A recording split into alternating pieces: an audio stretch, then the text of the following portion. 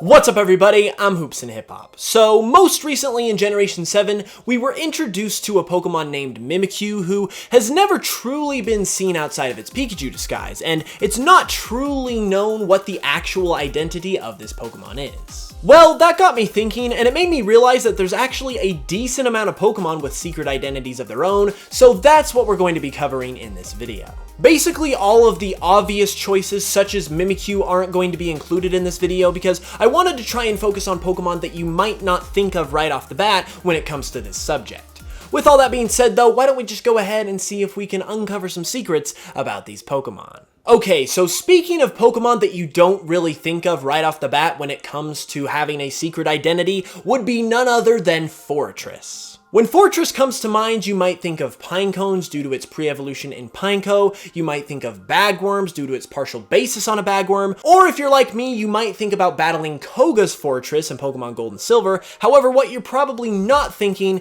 is that we actually don't have any idea what this Pokemon actually looks like. We know it's got that big round hard shell, and we know it's got those big black beady eyes, but that's really all we're aware of when it comes to Forretress's true identity. The Pokedex entry for Forretress on Pokemon Gold states that it's surrounded by a steel hard shell, however what lurks on the inside is a total mystery. Now, it's obviously impossible to guess what Forretress could look like in its true form, but if I had to take a guess, I would say it looks much similar to Pineco, because, I mean, that's what it came from. However, that's really the only basis we have, and it's really actually fascinating when you think about that we really don't have any idea what this Pokemon actually looks like. Coming up next on the list is a Pokemon I'm pretty sure you did not think about when it comes to having a secret identity, but it actually makes a lot of sense when you think about it, and that would actually be none other than Rotom. First off, we know that Rotom likes to take the form of different electrical appliances, and if we take a look at its other established forms, there's a few things that all of these forms have in common.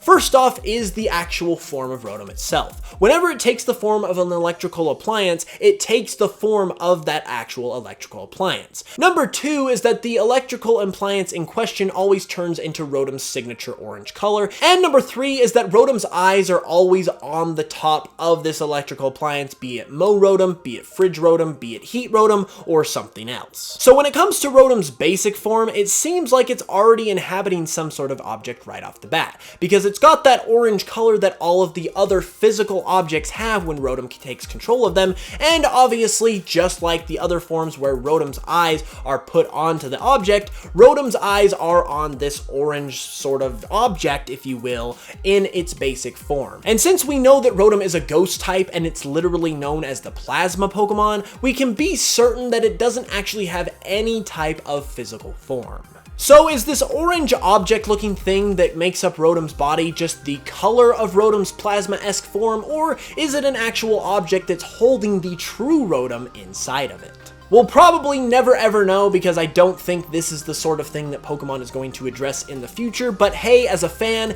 it's something interesting to think about. For the third entry on the list, we actually do have a pretty standard one, but it's also significant, so I decided to throw it on the list, and that would be Genesect. Now, I'm sure you're all familiar with why Genesect actually has a secret identity, because the Genesect we see in modern times in Black and White 2, and so on, isn't actually what Genesect originally looked like, because it's been modified by Team Plasma, and its true form is a prehistoric Pokemon that actually lived 300 million years ago. People have speculated that due to the similar time frame and the body shape, that Genesect's true form could actually be that of a Kabutops, but past those couple pieces of evidence, there's really nothing to suggest that these two Pokemon were once one and the same. On top of this, Genesect is of course a bug type, meaning that it probably was some sort of prehistoric bug instead of the rock water type that Kabutops is, meaning that yeah, it's probably still a mystery as to what the original Genesect actually looked like. Given that Genesect is a mythical Pokemon though, they're probably not going to touch its design, and sadly we'll probably never ever know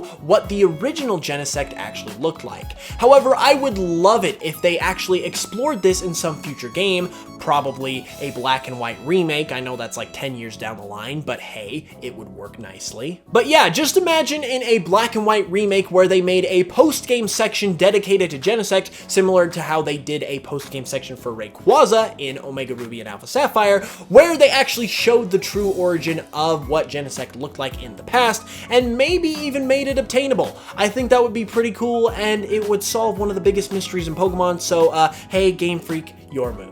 Hey friends, it's been a while since I've been in voiceover mode, but I actually had to record this particular segment off camera because I was originally going to talk about Burmy and Wormadam here, but when I went to go get footage for Burmy and Wormadam for the video, I found out that it's actually already been publicized what Burmy looks like without its cloak on, and apparently Wormadam's cloak is fused with its body, so it's just a whole big mess, so we're actually going to go ahead and talk about Tangela and Tangrowth here instead. Tangela and Tangrowth are one of the classic hidden Pokemon, if you will, where it's from Generation 1, obviously, and it's got vines all over its body to the point where you can only see its eyes, and of course, its dank shoes that it's got on. According to its various Pokedex entries, Tangela's vines are said to never stop growing, so it's pretty unlikely that you'll find one in the wild without its vines if you try to go find one. And as much as I would love to speculate and give you guys a solid idea of what I think Tangela looks like without its vines, it's hard to say because there isn't even really any fan art of what Tangela possibly could look like without its vines, meaning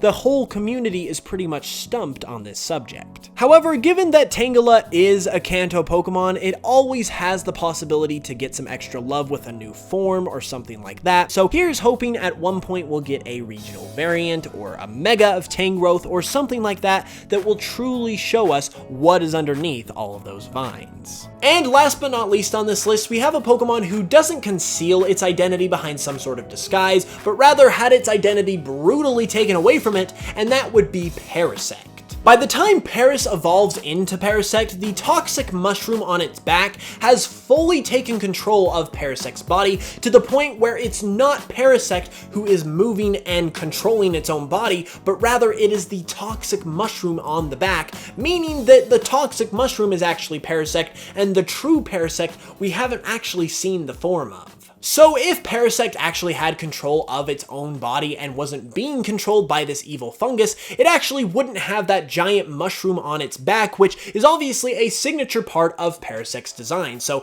right off the bat, Parasect in its true form would look significantly different. On top of this, Parasect's eyes, which are glazed over thanks to this evil fungus, would actually have life to them if this fungus wasn't affecting it, and would probably look much more similar to Paris's eyes, which obviously hasn't been completely taken over by this fungus. So all in all, while the fungus taking over Parasect's body is kind of Parasect's thing, and it's what makes Parasect its own unique individual Pokemon, it's obviously truly not what Parasect is either, because Parasect is the body, and well, Parasect's personality is the evil fungus that's taking control of it. I doubt we will ever see a Parasect without this fungus taking control of it, because like I said, that's what makes Parasect Parasect, but hey, it's interesting to think that there is a different sort of Pokemon hiding underneath this gruesome type of control. And there we have it, everybody. Now, I really thought that this was a fun subject to cover because it seems like sometimes we act like we know everything there is to know about Pokemon, when in reality we don't even know what some of them look like, and it really would be amazing to get even just a small glimpse of some of these Pokemon's true forms at some point in the future.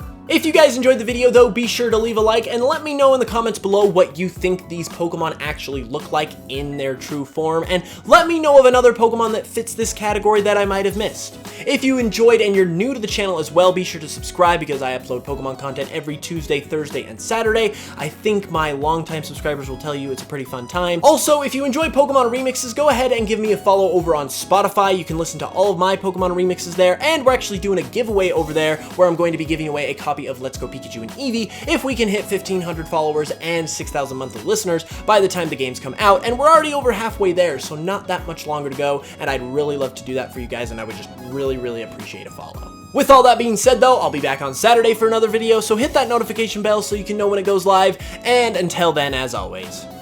I will smell you guys later.